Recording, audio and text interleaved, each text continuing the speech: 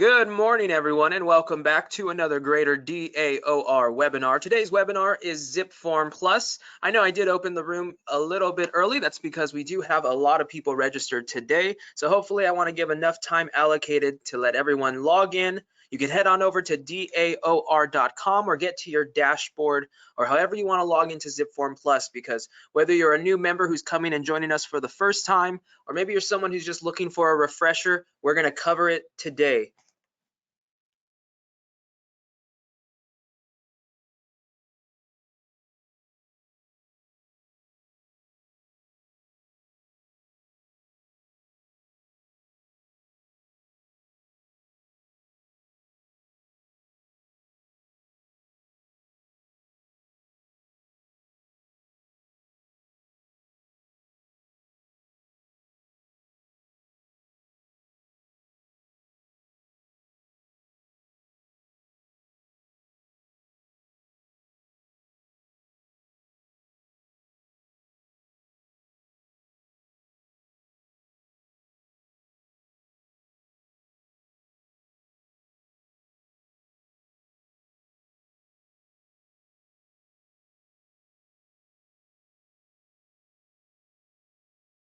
So hopefully you guys can see your screen. I am still allocating a few more moments just to allow everyone to log on. I see people pouring in. I'm going to start off with a poll. So if you can see on your screen the poll, please select the option. I want to see how long have you been using ZipForm Plus and its products. I want to get a little poll going for everyone here. I just want you to see my class size today. And as people pour in, they're going to continue to view this poll, and we'll be able to see what everyone's looking at right now. And again, I am allocating about 3 to 5 more minutes before we actually begin and step in.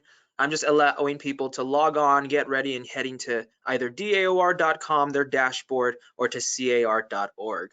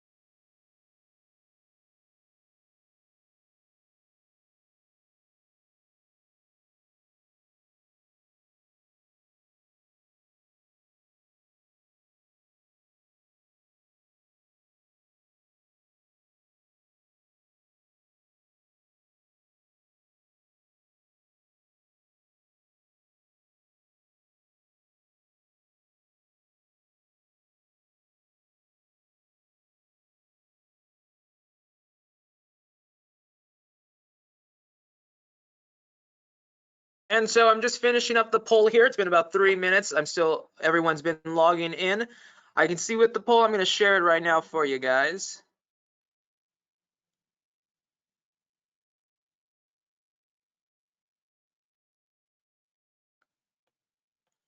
As you can see, we got a huge mix here, so just about 50-50 almost of people who are brand new coming onto here and some people who are looking for a refresher. So we are going to begin right now momentarily and jump right into it. You guys can go ahead and see my screen. We're starting here at DAOR.com. That's always where I like to go to see all of my benefits. And we're going to head on over to the member login area. And we'll select the MLS login. That'll take you to log in with your MLS ID, your username and password. That's going to take us to our dashboard. I do like our dashboard only because, as I said, it shows you all of your benefits for the day. You start your day off coming right into here. You know exactly what you need to get into. You can keep this screen open so you can jump around from your different benefits. And we're going to head down to the Greater DAOR Association resources. That's where we're going to find CAR, and we can always click onto this little tile. Now, the great thing about this dashboard is it does save your information, so you'll just click on that and get sent directly to CAR.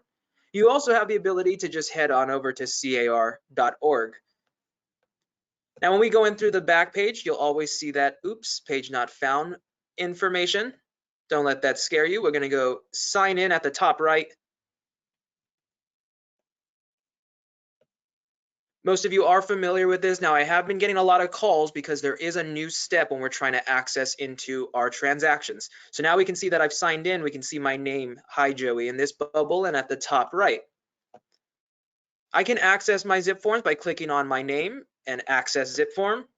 And this is where a lot of people were already getting stuck because this screen pulled up right here. That was because Glide was offering the CAR forms inside of their software. Now, if you have heard about what's going on between them and CAR, they probably will no longer be having those forms. But here is our transaction for ZipForm, and we'll just select Access ZipForm to jump right into there. This is going to validate your membership, validate your CAR account, and we'll press continue. Now this is going to open, and while this is loading, I wanted to go ahead and let's do another poll here. How about this? Before we actually begin, what is your experience level with ZipForm Plus? I really do want to know that. I want to see when we're coming into here exactly what's going to be beneficial for the class today or what I should be teaching you and going over. Now, I do want to go over an overview, right? I want to show you some things that have been added, some things that have changed, but then I also want to go through some advanced options if we have that skill set here.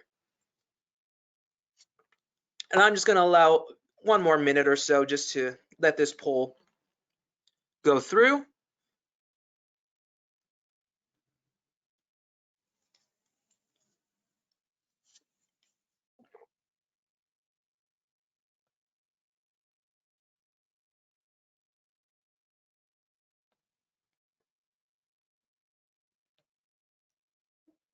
And let's just share these results right here. So we can see most of you are intermediate. You know how to use the software. So this is still going to be good, a refresher.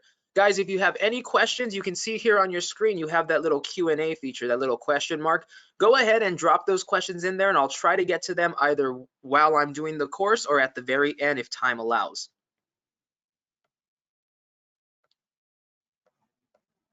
So we've just made it into our dashboard. We've opened ZipForms now. It's open into a new screen. We're starting here at a dashboard, but before we begin, as always, we want to make sure that at the top right, we're clicking into the Me section. We always want to go when we're starting a benefit for the first time, or maybe we haven't been in for a while. We want to go into the profile and settings and make sure that everything is relevant, current, and up to date. So we're going to click on Profile and Settings.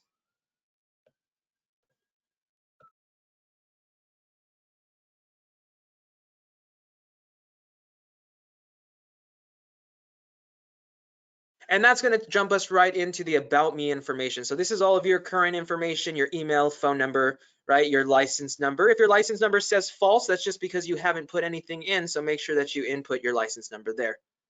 And along the gray banner, we're going to go into sign in and security if you need to update your password or your username, or of course, if you want to set up two-factor authentication just for extra security. Now, the number one question that I always get is, Joey, I just changed offices, but my ZipForms are still showing my old brokerage. So we'll come into Profile and Settings and come right here into Offices. This is your office information that gets displayed on the bottom of your transactions. If you update this information, it will only apply to new forms that are created. So all of your past transactions, all of your past forms, or if you're in a current transaction, will not reflect the new office. You'll have to generate brand new forms for that. You can see all of your form libraries if you want to purchase or organize them in a particular order. CAR is typically up top so that it's easy to search for all the forms you need. You can see all of your products And when we go into settings, we have our options for the e-signature options. This is important when we do want to set up DocuSign. So maybe some of you have heard about DocuSign, or most of you use DocuSign. That is the third-party signing service, and that does come at about a fee of $250 a year, I believe, for a realtor. Now, you do get free signing services inside of this platform. That's going to include the Digital Ink 2.0 and the Digital Ink 1.0. Even though that's a 1.0, a little bit older of a software, they are trying to get rid of this entirely. So I would urge you to make sure you are using the Digital Ink 2.0 if you're going to use the free software inside of ZipForms. Additionally, what's always important to remember, now when you use DocuSign, you'll be going into those settings to make sure the permissions are correct and to make sure that the time zone is also correct. But that's the second biggest call that I always get. Joey, I just sent my forms, but my clients haven't received it. It's been 2 hours, and I sent 6 more, and yet they still haven't received them. And the first thing that I come and check is their time zone, and their time zone is somewhere like Mountain Time, Alaska time, some weird time. So we always want to make sure that that's reflecting our region. Additionally, there's some additional preferences in here that you can go through if you want to change single sign-ons, title integrations, moving service integrations, even insurance integrations if you wanted to integrate those here. Next, we have the notification settings for tasks and checklists, our doc inbox, or our transactions, right? Pretty much anything inside of this software we can have give us notifications for a specific reason. And all notifications are going to come right here in this little bell that you see. We can see my notification filters, my all document notifications, and whether I have any read or unread. Finally, for all of you who have those assistants or TCs or want to connect the accounts, you definitely can invite a new transaction coordinator right through here. You'll be able to deliver the premium experience to your clients by being able to set them up. Now you can see you will have to start with the elite agent, but that's always a great thing with CAR and the elite agent. It is going to be for $0. So you're just setting someone up. You have to add this kind of module to your software, if you will, so that someone can have access to yours, but the cost is of nothing. And you would invite them by setting them their email so that they can get the permissions to log in and be able to monitor and manage your own software. Once we're done with those changes, we'll press save and close, and we're back to right at the dashboard. Now, this dashboard does look a little bit different. I am using the newer layout. That's because I like to see my tasks due for this week.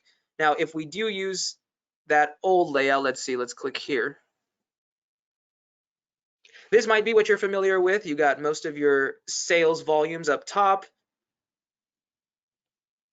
your recent activity right down the middle, and any map data underneath. As I've said, we are going to show you how to set up tasks today. So I like working on deadlines, and I always have tasks inside of my software for my transactions. I try to stay orderly and organized. Because of that, I like to see them right when I come on my dashboard as my tasks due for this week. Now I'm going to give a quick overview and go through the little different tabs that we have, right? Along the top beside our dashboard, we always have our form library now. That's been newly added this year. We can go ahead and click on that. It's going to automatically open our form libraries for us to search things like the residential listing agreement, the cover sheet, the SPQ. Any form that you need is going to be right here on the forms. Now, when you click it from forms, it's not starting a new transaction. It's just bringing up a form for you to easily fill. So it's supposed to expedite a form that you may need in the moment, but it's not really the best way to start a transaction. You'll see that if I were to click on something, let's do like the residential listing agreement.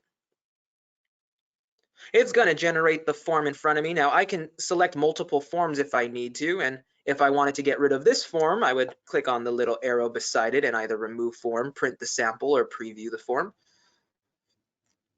And we can see once I exit it, the point of this form library is just for me to pull up a form and be able to see it very quickly, very easily. Now I do still have my same tools that I can use for the other forms, but we see that the minute if I go back, it's going to ask me if I want to save the data. If I do save this data, it's going to prompt me to start a new transaction. And if I try to get out of here in any way or e-sign, again, it's going to prompt me to create a new transaction. I am not going to be able to do anything but just pull up this form here.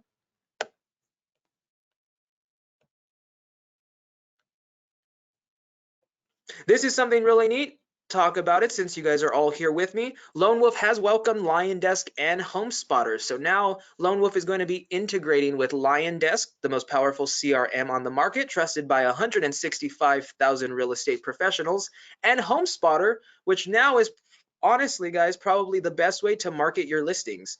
If you're not using HomeSpotter to market your listings, now there is fees to it, depending on how you want to market them or advertise them on Facebook. But those digital marketing through HomeSpotter is going to be very beneficial in getting you those listings. And so this is really neat that as of this morning, we've just learned that Lone Wolf is welcoming LionDesk and HomeSpotter into their application.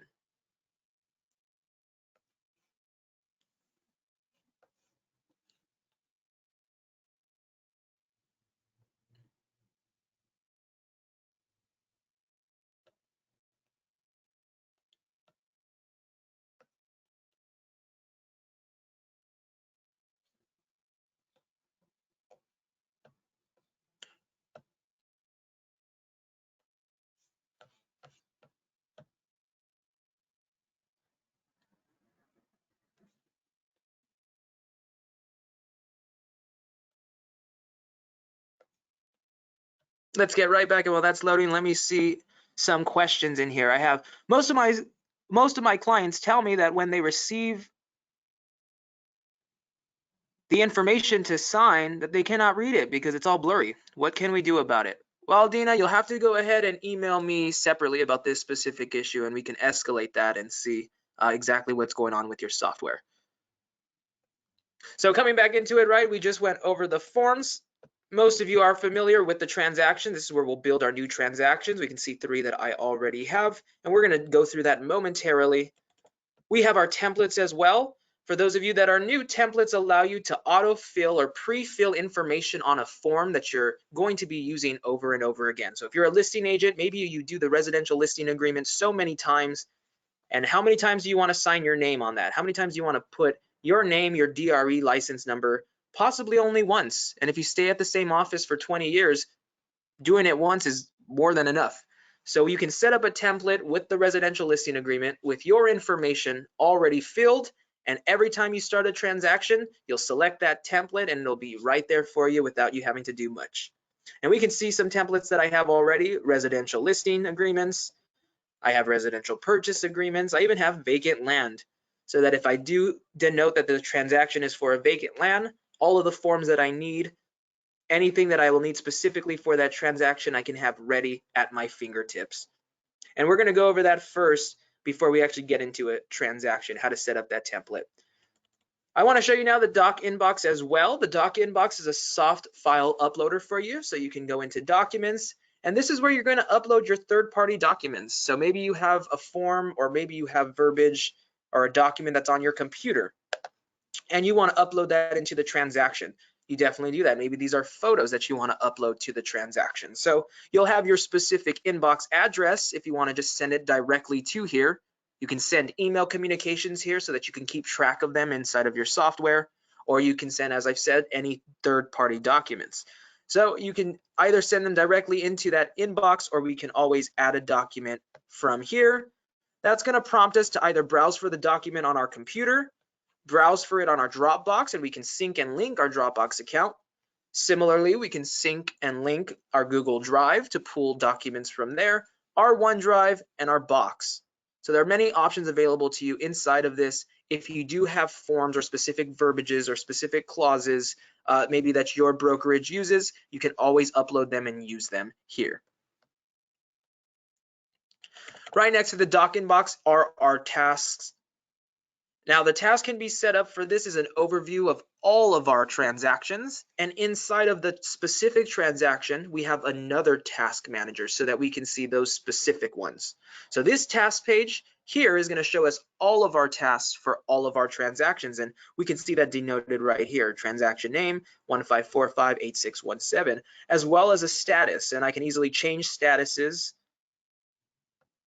I can change task name. Of course, I can change from week view to month view to even the day.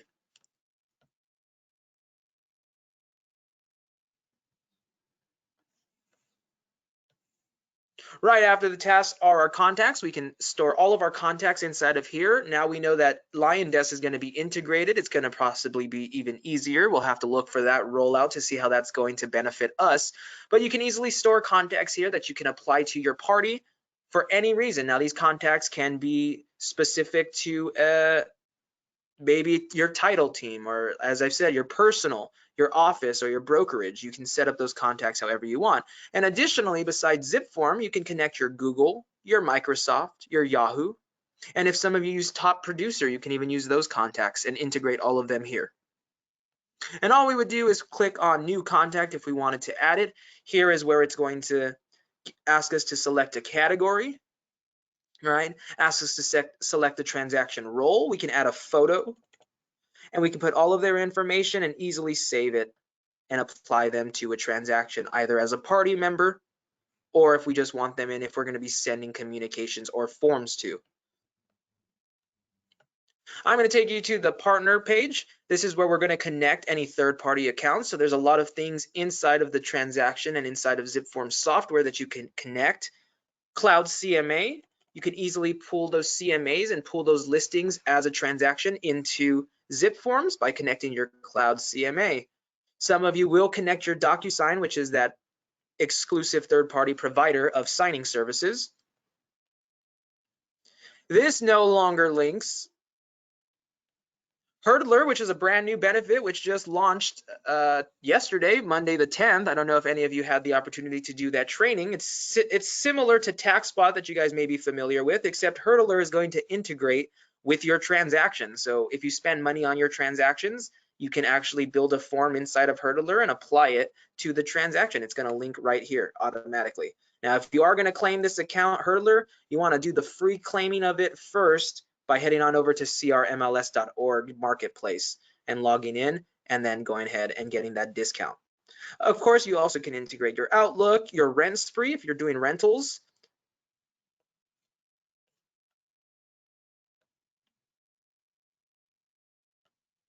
Of course, we can always have our title as well, because ZipForms just launched digital titles. So now you can create titles right here through the platform for you guys to utilize.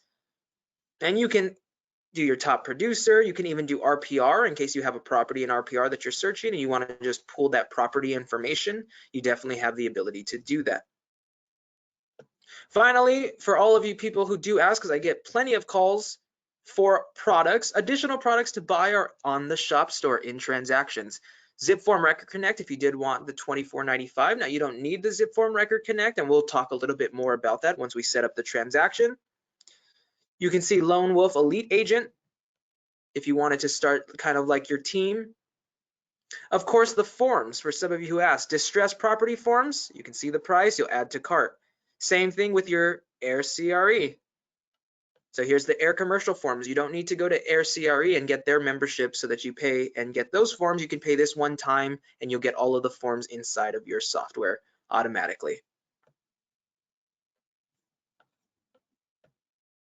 So let's go ahead and let's start breaking it away. We're going to start at a template. Some of you guys may be familiar with this, but I'm going to show you exactly what you need to do to set you up for a great transaction. So coming into the templates, you see we do have clauses, and maybe your brokerage has specific clauses that they like to add. You can go ahead and create clause libraries, right? And this can be a specific library clause or personal clauses. It'd be entirely up to you, but we can select a new clause. We select the category for this, a clause title, and what we need the clause to say, so that when we're ready to select a clause, it's easy to pull up. So category, we're going to do, this is example, because it is an example. Clause title, example 1.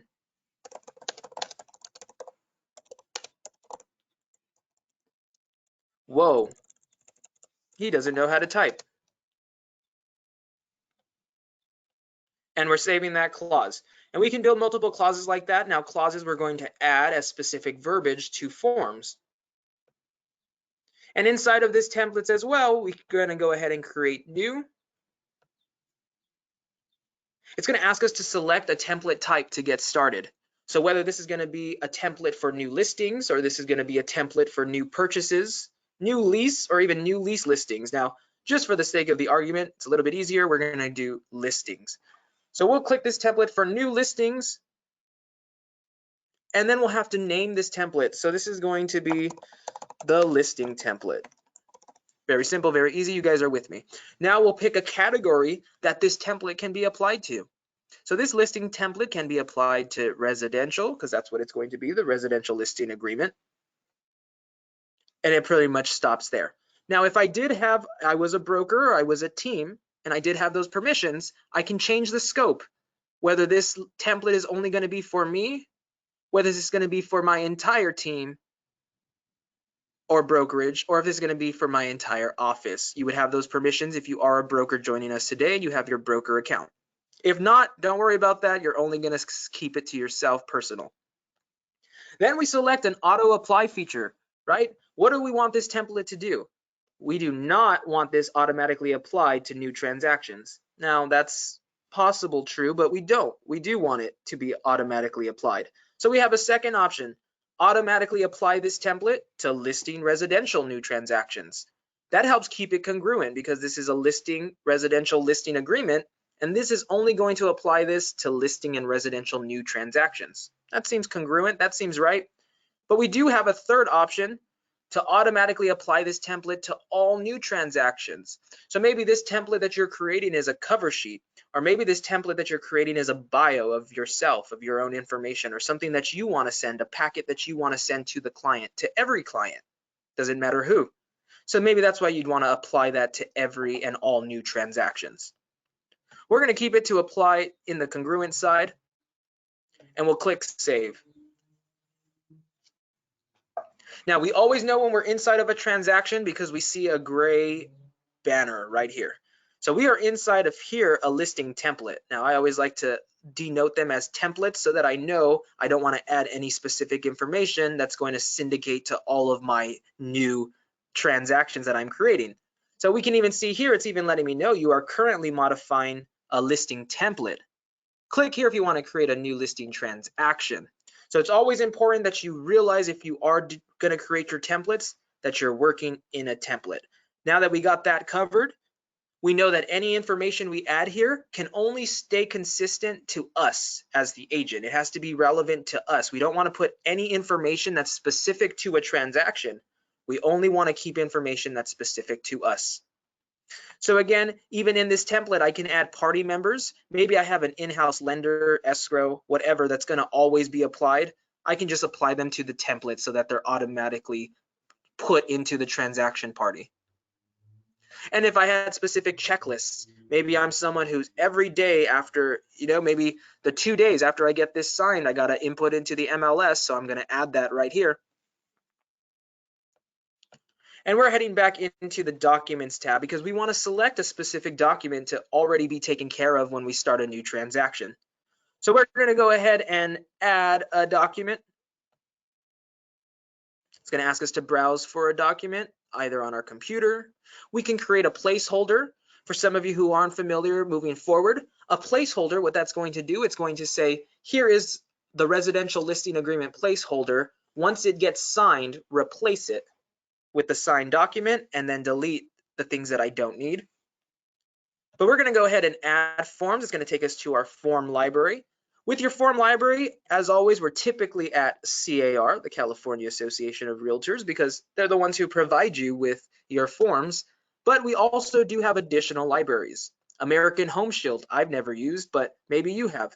Car sample letters, CRMLS, very important. If you are placing your listing into a coming soon status, you want to make sure you get the seller instruction to place into CRMLS coming soon status signed. Ooh, that was a very long SIPLCSS form. But we're heading back to the CAR, California Association of Realtors, and we'll pick what form. So we said that this was going to be for a listing. Now, I don't know if most of you guys use the cover sheet like I do. I like to cheat and I like things to be easy, so I use the cover sheet. I'm also selecting the residential listing agreement. I can see that I have both of them highlighted. Maybe I wanted to take one out. I can go ahead and click the little arrow to the right and remove one of these forms. But if they both look good, I'll click the little X at the top right. And now we're inside still of the template. We can see that because of the gray banner, and it tells us template, and also tells us right here. But we're going to go into one of these. So let me go into the cover sheet because I like to show you the cover sheet. For you, many of you who do use ZipForms, most of you who were intermediate at this, you are used to this. This is the thing that saves you so much time. The cover sheet is going to give you the transaction details in different blocks for you to fill out. And the more that you fill out a form, the more that the cover sheet's going to be filled out. And the more that you fill out the cover sheet, the more that the specific sections in the form are going to be filled out. So it's all up to you. Again, we're working in a template, so when we're working in a template, we never want to add any specific information to a transaction. We only want to add information that stays relevant, consistent to us. So I can go through and seller information will pass, the property information will pass, perhaps pass. Okay. Seller's broker information, that's us, that's our brokerage. We can easily put that. Greater DAOR, put the street address, put the license number. Whatever you need, seller's agent's name, that's myself.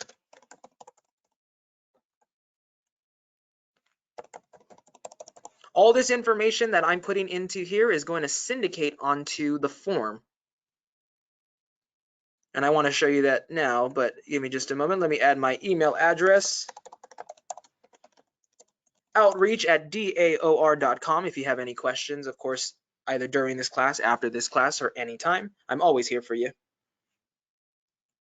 All right, so now I have some of my information, the seller's broker's information, and I can go through, and if I have more to fill, mind you, I don't want anything that's specific to a transaction. I only want information that's going to stay consistent and relevant to myself. So my brokerage and my information seems pretty relevant to myself. It won't be changing anytime soon. We always want to make sure when we make changes, we are coming at the top left and clicking on save. It's going to let us know that that information is saved. And we will go back. So now that I've inputted some information into the cover sheet, now this is going to be the same inside if we start a transaction. The information that I inputted on the cover sheet is going to be automatically filled out here, as you can see, on the form right here. There's the information I just filled out, greater DAOR. And if I came on here first and filled it out here, it would move on over. Pretty simple concept, something that's very beneficial. So now I have what I need set up for my template. This is my listing template, and I want a cover sheet already ready. I want the residential listing agreement to have my information, so I just have to send it to my client. If I have specific party members, I've added them. We are going back to the list. And we are moving out of the template side, and we are going into the transactions tab, because the time has come for us to set up a transaction. We just got that call.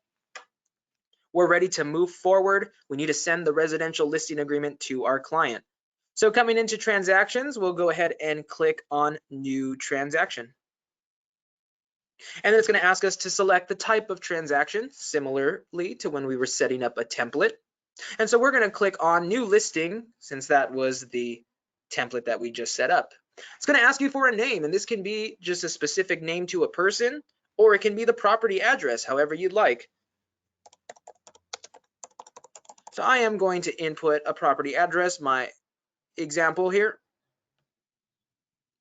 Now I want to show you two things that you have. Here's the ZipForm Record Connect, right? If you want me to click the little I for more info, I can. But the ZipForm Record Connect is going to allow you to easily collaborate and connect into those softwares and into the collaboration and connect with your client, similarly to how we're going to do right now with the MLS Connect. And it's the same thing, just one is that you're paying for it, and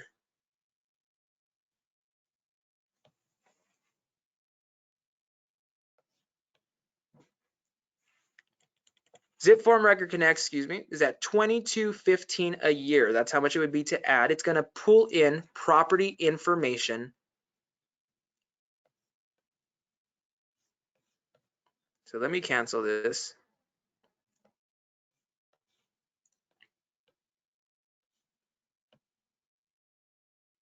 Thank you for bearing with me. I'm not sure. It was spracked out just a bit. And so the ZipForm Record Connect is going to pull property information based on Google results, but you have something better integrated with CRMLS. You have the MLS Connect. The MLS Connect is going to pull in the property information directly from CRMLS. You can easily click on MLS Connect. It's going to ask you to choose your MLS. You'll select CRMLS1. That's the only one you should have and probably the only one it's going to see if you can use this. It's going to ask you for the listing type. This is residential. It's going to ask you for that MLS listing ID. Maybe you've already made this active, or maybe you're making an offer, so you need to pull in the information. Whatever you need to pull in the information by, you have to put right here the listing ID. You can even include property photos, and if you want, you can find your own to select so that you can add it to the transaction. And you'll use this listing and it'll pull in all of the information for you guys. Very easy, so that you don't have to sit around typing addresses. We're going to select a category then after we've done that, pulled in the property information if we wanted to.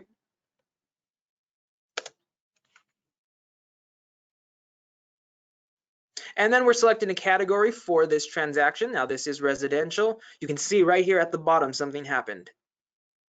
Right when I clicked on residential, boom, templates came for me to select. I'm getting ahead of myself. Here's the residential. Then we select the status. Is this active? Is this pending? Is this just a prospect? For this example, it's active. Then it's going to ask us to select a template. Look at the two templates that I have.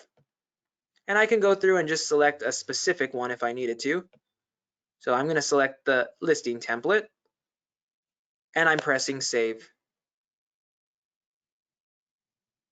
So this is taking me directly into the property summary. This is the summary tab of the transaction. But for some of you who are new, here's how it looks on the transaction dashboard. You can see the new transaction, and I even have the ability right here. See this little gear and this little list? I can change how I want it to look. So if this whole time that I've been talking and you've been on this webinar, mine have looked differently, it's possibly because we're just in a different view.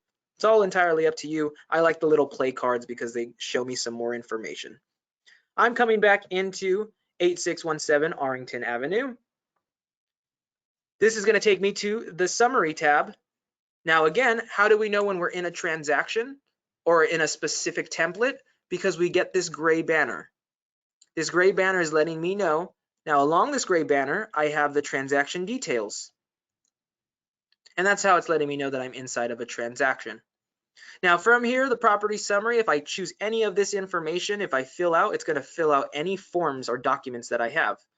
And vice versa. Anytime a document comes in, a new document is created, new information is added, they will fill in as we go through. And I have the ability to just either edit right here and start adding things. Now we can see ZipForm Record Connect again is going to ask us if it wants to pull in property information, but we already had the MLS Connect do that for us. And if we haven't, if we connect our RPR, we can use RPR as well to pull in property information. That's both on market and off market for you guys. All of our party members will be here, any recent activity, listing summary, right? All of your commissions and things like that. This is just an overview for you, but you can also change the status and close the transaction. Now we're going to move on one step over to the summary. Most of you guys are aware of the parties tab. Now I'm always automatically applied my party member just because my information is always on there as the residential listing agent.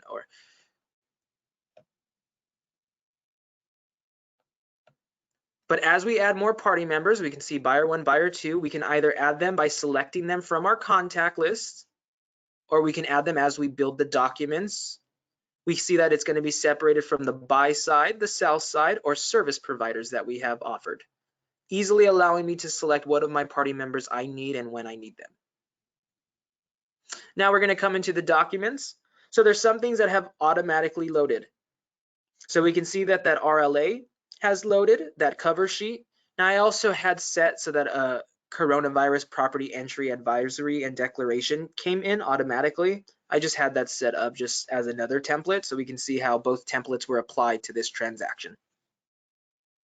And if I go into any of this, we'll see that the information I filled out prior in the template will be filled out. Now, in my cover sheet, now that I'm inside a specific transaction, I can add specific information, right? So I can easily add seller 1 information.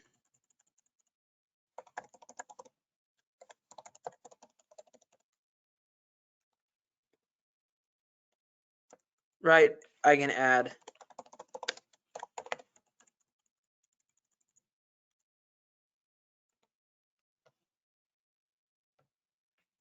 now I want you to see every time I select on an option, I have this little pen here, or I have this little. So this little arrow, if you will, is going to pull up all of my autosaves that I've ever done for this.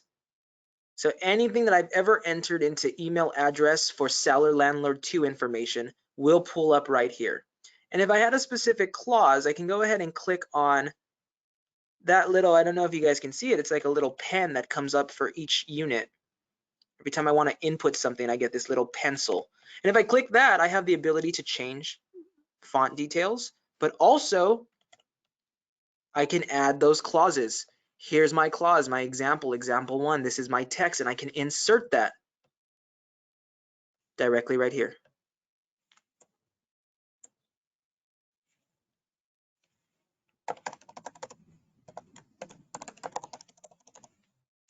Just wanted to show you some things on how to make it simpler for you to easily fill out the form. So I'm putting 2 information now. I definitely can go through and add more property information and more details as I get it, but I am going to make sure I'm clicking save right here to save all of that information.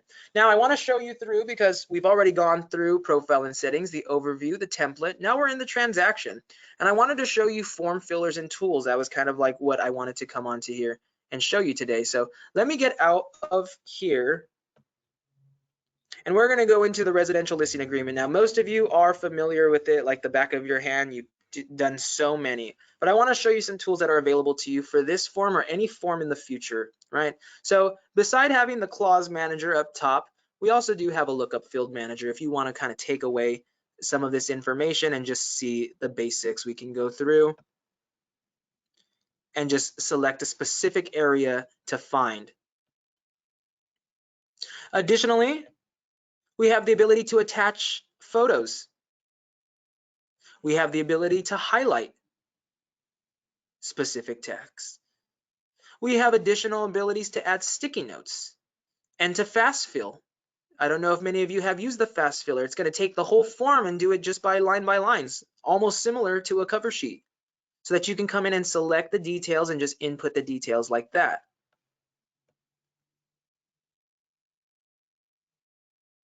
Back to the form.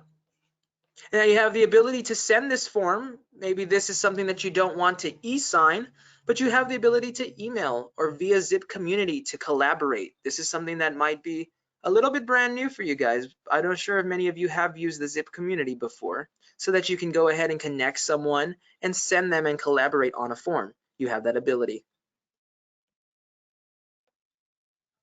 You also can move into full screen. Now, the biggest thing that I want to show you, beside pulling in information from Record Connect or MLS Connect, and of course, beside e-signing, are these 2 options up top.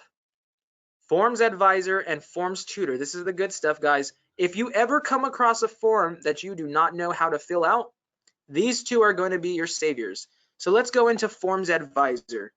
Forms Advisor is going to tell you what forms are necessary. Now, this is through CAR and CAR Legal, so don't feel like anything in this is going to be something you can't hold close to. And of course, I would always refer back to your broker, but maybe you need an area such as the purchase, and you want to know what agreements you need and what disclosures you need for the listing side, or for an offer, for post-contract and escrow. And the same goes for lease, listings, leasings, or management, of course, as well as any office admin stuff.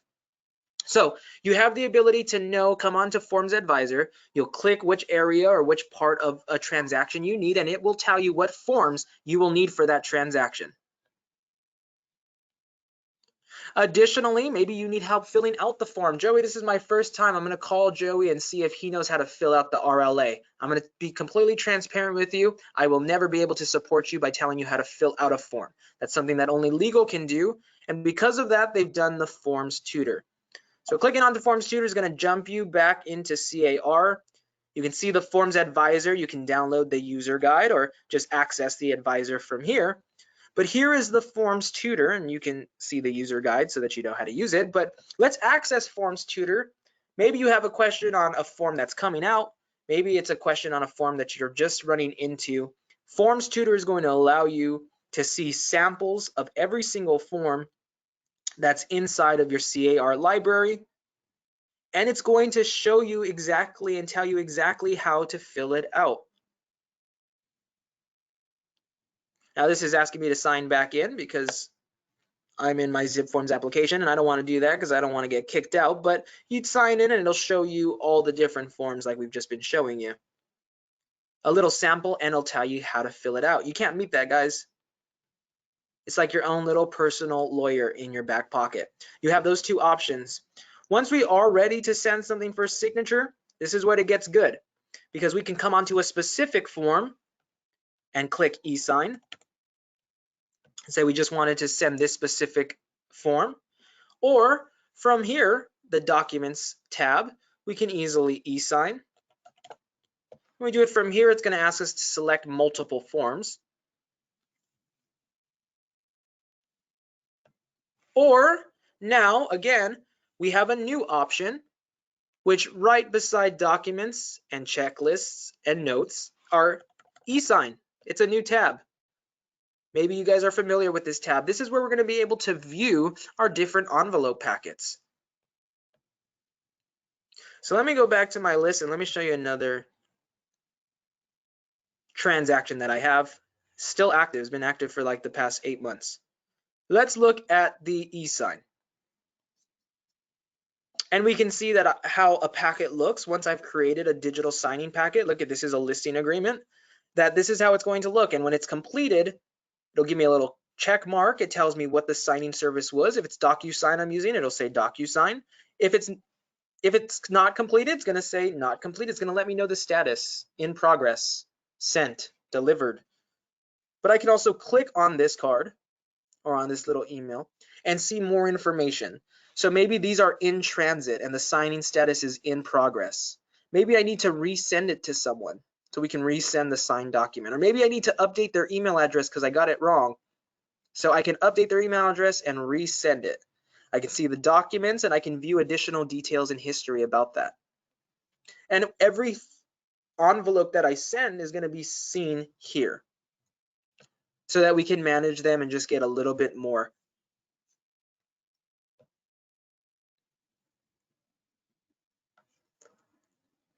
So I'm going to go back to the e-sign tab. It's a little bit easier for me than clicking e-sign. And we'll do new. Now it's going to pull, since we're in this transaction, what documents do you want to sign? Number one, you cannot sign something that doesn't have an area for people to sign. So I couldn't send the cover sheet. If I try to send the cover sheet, it's not going to let me. It's not going to work. I can only send something that has an area for people to sign. I'm going to select the residential listing agreement. And then I'll press close. This is my step 1 of 4. I know it does say 3, but more like 4. And most of you guys who are intermediate know that. But this step 1 is crucial and important because not only are we selecting the name of this packet, and once things are finished being signed, this is how it's going to come. This is the name that it's going to come. So if I just have it as signature packet 1, and then my next one that I send is also signature packet 1, and my next one is signature packet 2, we can see that if they all come in on a given day or at the same time, I might be a little bit confused and not be able to even find what documents I'm looking for. So it's always beneficial that the packet name is reflective of the documents inside, but it's all entirely up to you. Signature packet 1. Then the signing service is crucial because that's what's going to take us to step 2. What signing service are we using? So guys, I'm going to be using the free version just because it's part of the benefit. Now, for some of you guys who use DocuSign, we definitely might be able to go back It's already getting a little bit late, but we might be able to go back and I'll show you through DocuSign. For you guys who do use DocuSign and pay the extra money for it, you know that it's pretty simple. You go on and it tells you exactly what you need to do. You send it and you don't got to worry because you can see when you're waiting on people to sign, when you're waiting for others. So really neat service, but not necessary because we can see similar to all of that with using Digital Link 2.0. We can choose a folder for the return signed documents to go into automatically. Do we want to choose a folder? We can. And of course, we can select additional documents. Now that we've set up how we want this envelope to send, we're going to click next. Here are my party members. So I can either create a brand new one. I can come into my transaction parties, but of course I can have my contacts from ZipForm.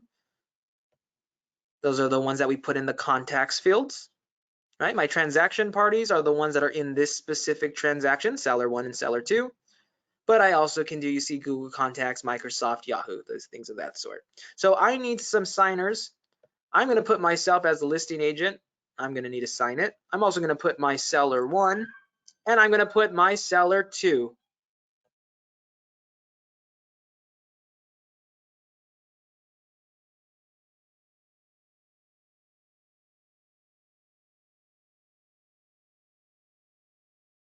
Okay, so once I select my party members, now it's very crucial. It is very crucial that I am making sure that the roles are correct for these people.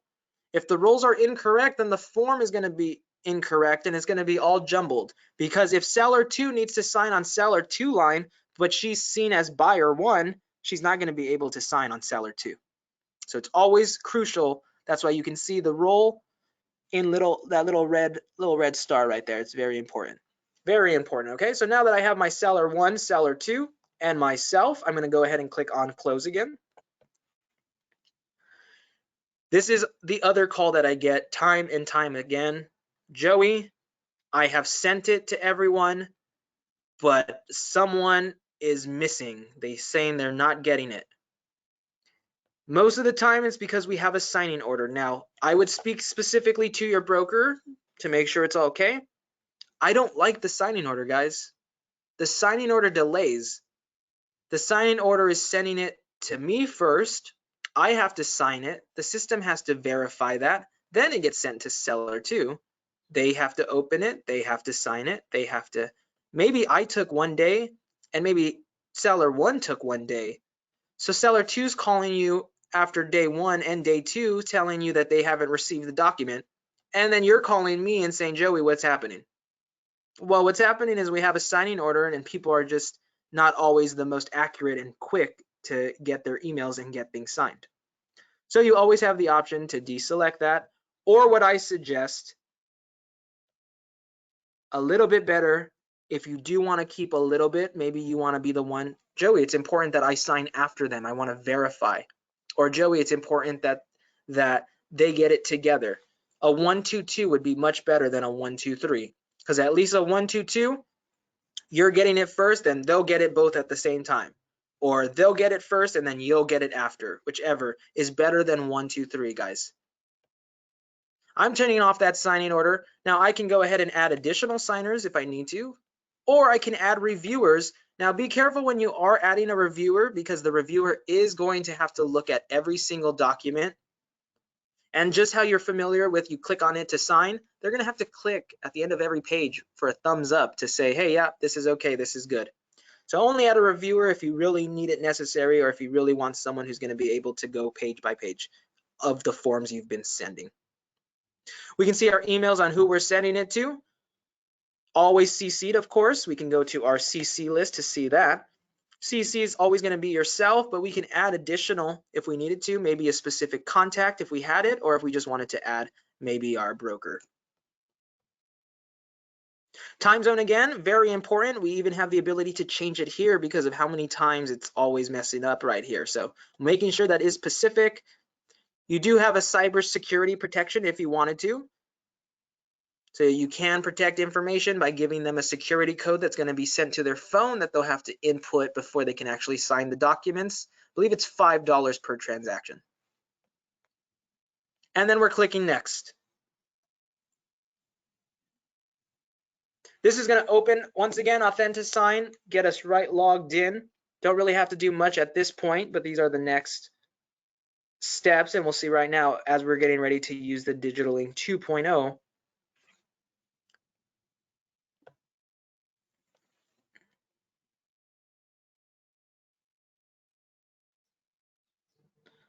I do have a question that says, what is the difference between DocuSign and Digital Ink? I think we answered it just a bit.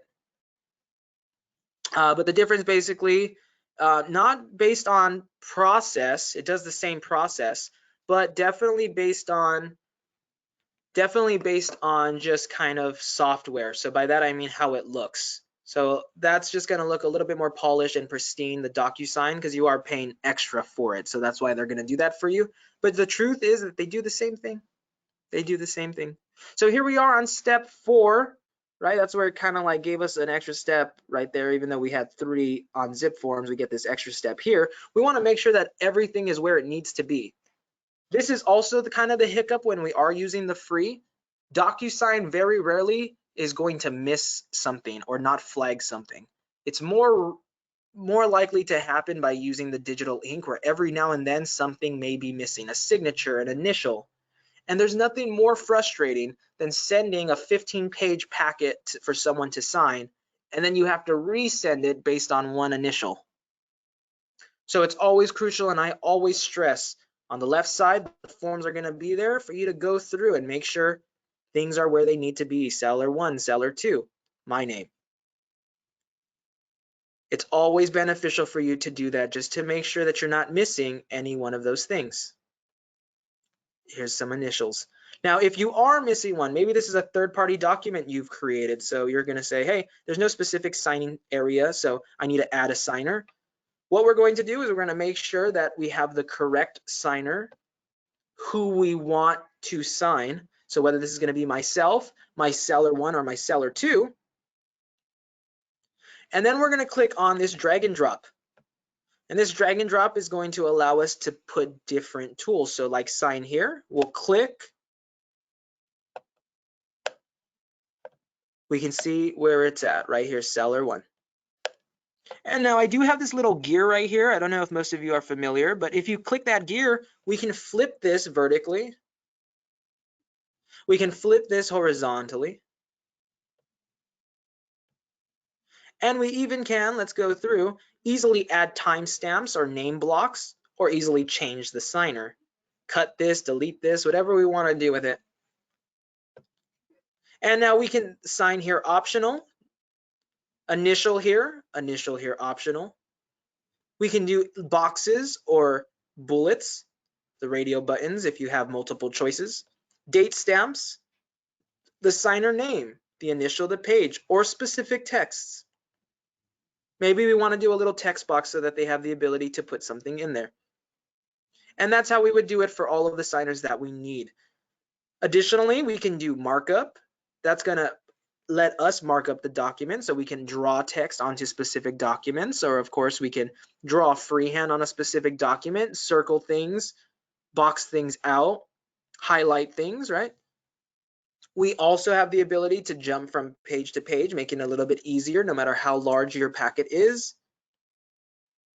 We can apply specific layouts if we do have multiple pages. That's something that's brand new. We can splice specific PDFs inside of here, so that that's your third-party document you've uploaded, you can put as the second page to this RLA if you needed to.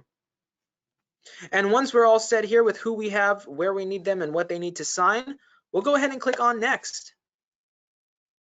You're going to get this last final thing, and you have the ability to either do your own custom invitations, so you can create your own custom email, subject, and text and send it out, or you can just do what they're going to do, which is, hey, please sign this document. And you can just send the invitations.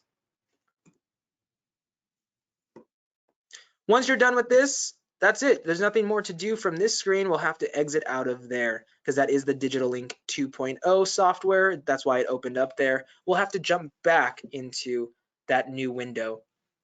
And now we can see that this packet has been created. And clicking onto there, the signing status right now is pending. The only thing that it's actually going to actually say delivered is mine, because mine is a real email address. These are fake, so it will always be in pending mode, and then it will bounce back and let me know in about a day. Now, if I needed to edit any content inside of here, like the documents, I can do that while things are getting sent.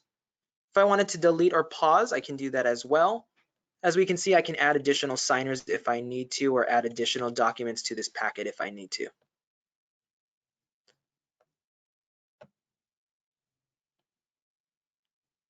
Now let me go back into our party members. We can see seller 1, seller 2.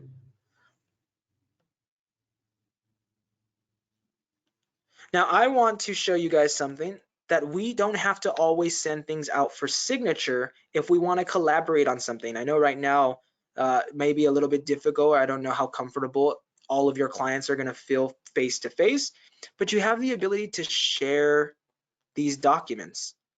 And when you share documents, you start collaborating on documents. So we can see how we're going to do that. Now this is going to be a little bit intermediate or advanced step for you guys who bared with me this whole almost hour. We are going to do that by coming into the document and sharing the document. Let's open that residential listing agreement.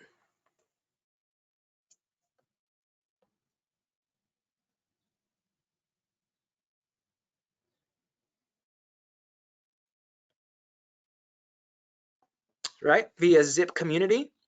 And it's that same process. We're going to go ahead and click a client, and we'll be sending them that via Zip Community so that they can collaborate. This is the thing. We have our recipient. Here's the invitation. Here's the body. And we'll go ahead and we'll send that so that they can collaborate on the document, either respond to a question that I'm inputting to there or help me fill it out. That depends on what permissions I give them. So inside of the party member, let's do seller 1. I'm going to click this little blue thing. Now we can see the Zip Community little logo, same logo right there. That's what this little logo is, the Zip Community. It's going to pull right up. Boom, we can click on that as well. So now I'm going to select the permissions for this seller. Can this seller edit forms? Yes, he can. Can this seller upload his own documents to this transaction? Sure. Can he view the history, the notes of this transaction? Sure. Do I want a specific stop sharing date? Yep, I'm only going to give you permissions until tomorrow. And then we can select the documents that we want to share. So whether we want to show all, the ones we're currently sharing, or the documents we're not sharing, and we'll select those, and they'll be able to collaborate with us. We'll save and send that information. They will receive an email letting them know that they are expecting to collaborate or answer some questions on this form.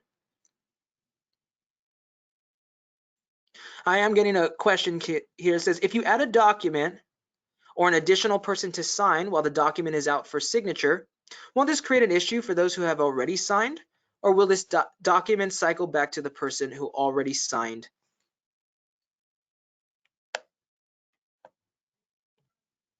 The previous version of the document? That's a great question, yes.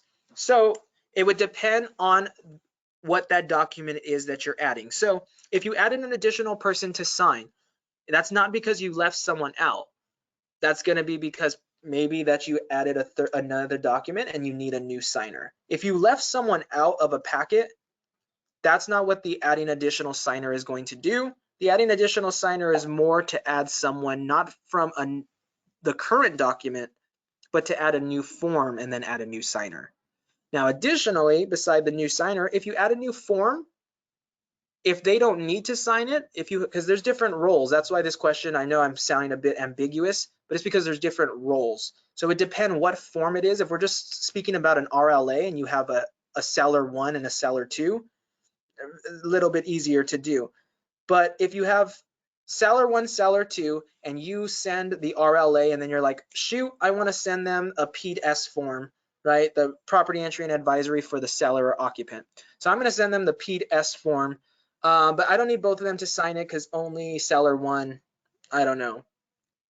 Only seller 1 actually lives at the property, is the seller or occupant, and maybe number 2 isn't. So you're going to upload that document. I'm going to send. Since seller 1 is not a part of that, or seller 2 is not a part of it, whoever, they're not going to be sent a new packet to sign. So you have the ability to just keep adding those documents and whoever permission you set it up for, it's going to only give it to those people. I hope that was a little bit clarity. I know that's a really big ambiguous, Maria, and I apologize, but it's just because it would really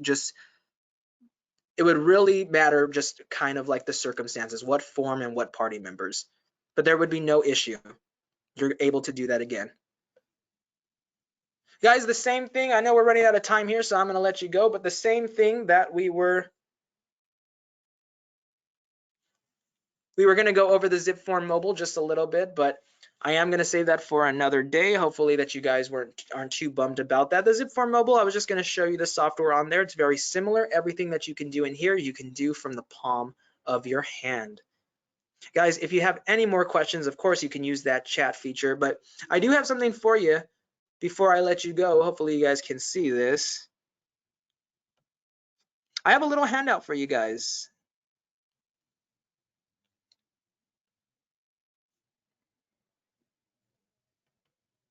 So be sure, if you want, you can go ahead and download it right from here. You should be able to see a little download screen right there, or you can go into your handouts and just download that from there. This handout is for you. This is the ZipForm mobile help at a glance. Of course, I am always available if you email me at outreach@daor.com. Monday through Friday, 9 a.m. to 5 p.m. I can answer all of your questions or support you however you need.